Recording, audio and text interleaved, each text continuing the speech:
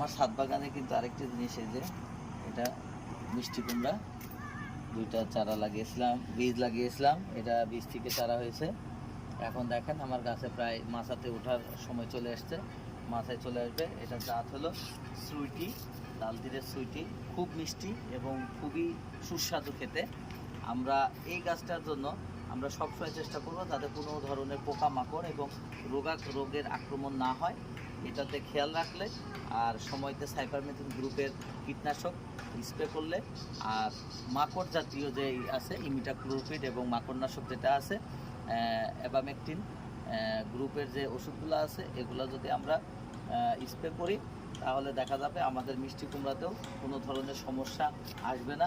পোকা দমন হয়ে গেলে আপনার রোগের সমস্যা হবে না ইনশাআল্লাহ। আর খুব নিবিড় যত্ন করা লাগে। আমি গতকালকে রাত্রে আসলে আপনাদের রাত্রে কাজ করি, এজন্য ভিডিও করা